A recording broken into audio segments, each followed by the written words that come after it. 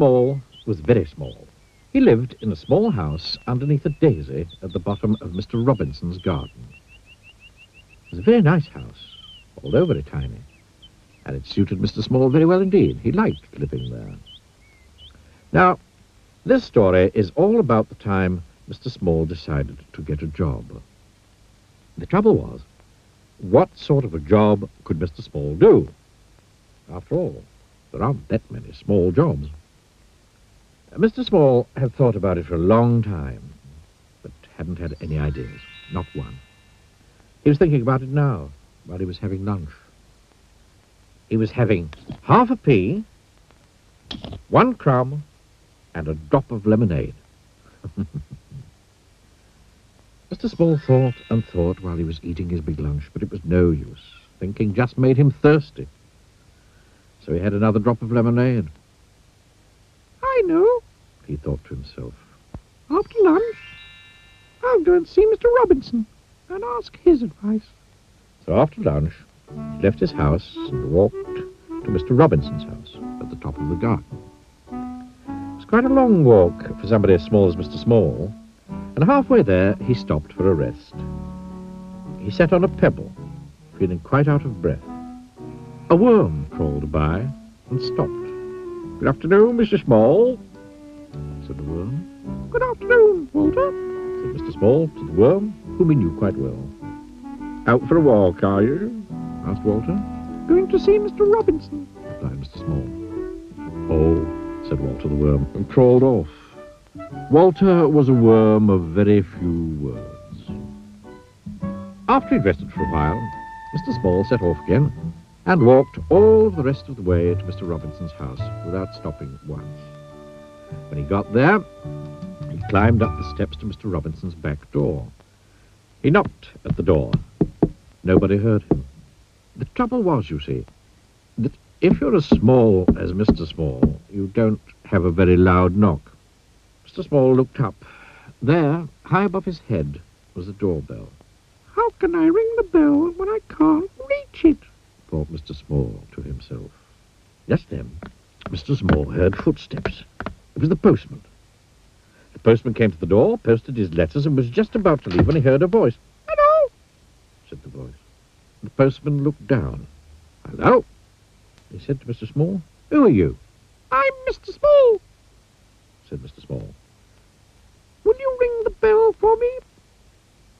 "Of course I will," replied the postman in answer to Mr. Small's question. And reaching out, he pressed the bell with his finger. "Thank you," said Mr. Small. "My pleasure," said the postman, and off he went. Mr. Small heard footsteps coming to the door. The door opened. Mr. Robinson looked out. "That's funny," he said. "I'm sure I heard somebody ring the bell." He was about to shut the door when he heard a little voice. "Hello," said the voice. "Hello, Mr. Robinson." Mr. Robinson looked down and down. "Hello," he said. "What are you doing here?" "I've come to ask your advice," said Mr. Small to Mr. Robinson. "Well," said Mr. Robinson, "you'd better come in, have a talk." Mr. Small followed Mr. Robinson into the house, and, perched on the arm of Mr. Robinson's favourite chair, he told him how he couldn't think of a job that he could do. Mr. Robinson sipped a cup of tea and listened. "So you see," Mr. Small explained, "how difficult it is." Yes, I can see that," said Mr. Robinson. "But leave it to me." Mr. Robinson knew a lot of people. Mr. Robinson knew somebody who worked in a restaurant and arranged for Mr. Small to work there, putting mustard into mustard pots. But Mr. Small kept falling into the pots and getting covered in mustard, so he left that job. Mr. Robinson knew somebody who worked in a sweet shop and arranged for Mr. Small to work there, serving sweets. But Mr. Small kept falling into the sweet jars, so he left that job. Mr. Robinson knew somebody who worked in a place where they made matches and arranged for Mr. Small to work there, packing matches into boxes. But Mr. Small kept getting shut into boxes with the matches, so he left that job. Mr. Robinson knew somebody who worked on a farm and arranged for Mr. Small to work there, sorting out the brown eggs from the white eggs. But Mr. Small kept getting trapped by the eggs, so he left that job. "What are we going to do with you?" Mr. Robinson asked Mr. Small one evening. "Don't know," said Mr. Small in a small voice. "I've got one more idea," said Mr. Robinson.